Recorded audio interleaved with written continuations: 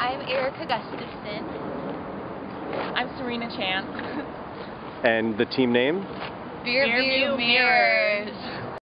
We came to represent our team, and we feel like this is a good day for everybody in Seattle Works to come together and actually do a project at the same time. And then supposedly there's this party after for Seattle Works Last year it was volunteers. tacos and beer.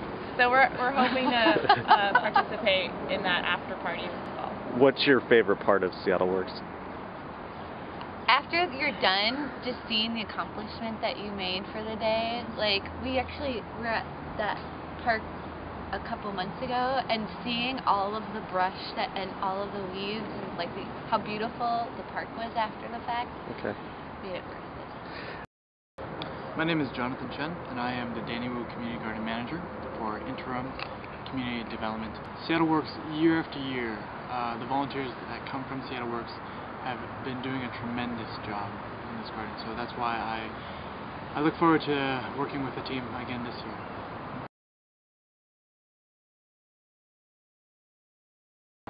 About 41 years ago, my organization started. My organization is called Interim Community Development Association. We're a community development corporation, and our goal, our mission, is to preserve the history, integrity, and the culture of this neighborhood. And our main objective is to build low-income housing units, affordable housing for the individuals that live here. So despite the increased cost of living in Seattle, the residents that started living here continue to live here, and residents that would like to live in this neighborhood can continue or can affordably live in this neighborhood. So that started about 41 years ago. And a few years after my organization started, one of my first executive directors, his name is Uncle Bob Santos, he saw this empty hillside. It was full of blackberries at the time. You would have loved it. Everywhere, blackberries everywhere.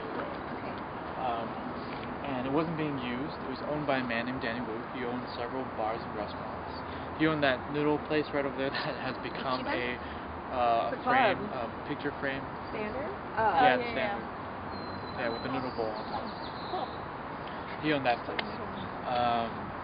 And he also owned this piece of property. He didn't plan to do anything with the land because it was landlocked.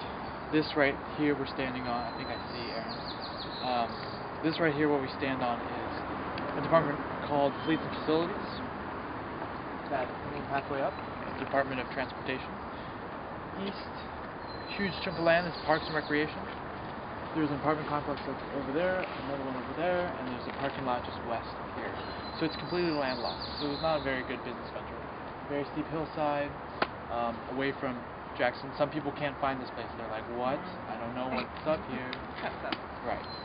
So, not a very good place to start a business. And so Uncle Bob took him out for drinks one night, asking whether or not our organization can build a garden here. Because Uncle Bob saw that the residents of this community, they were displaced. And even though we built housing for them so they can live here, they didn't necessarily feel like this was their home. We wanted to give them a part of their culture that was taken away when they came here. And there's no green space, so this would be a perfect place for them. And there was a long discussion over this, over a huge bottle of whiskey. And Uncle Bob wanted this land for free. And Danny said, no, you can't have it for free. He said, well, we're a non-profit organization. We're only 4 years old. We can give you $1 for this land. So, all we offered was $1. Danny said this was ridiculous. This is 0.5 acres in downtown. $1? No way. You can't even buy a... This was 1975. You could buy maybe 2 candy bars back then with $1. But not 0.5 acres of land. But they finished that bottle of whiskey. And by the end, Danny said, okay, fine, you can have the land. No long-term lease.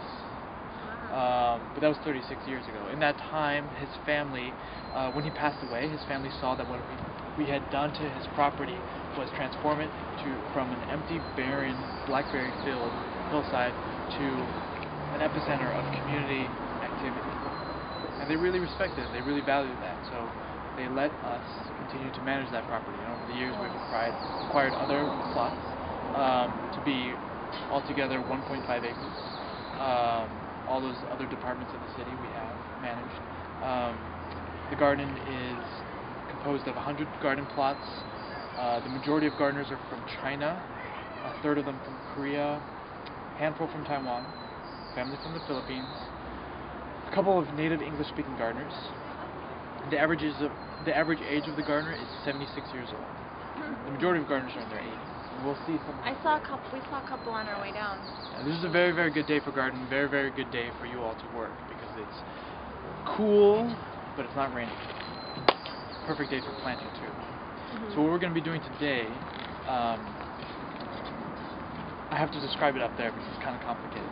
But essentially, we are filling in trenches with branches, mulch in them, and then we're going to cover them up with soil and then mulch over it. You're going to feel very, very accomplished because it's going to look very, very different from what you will first see.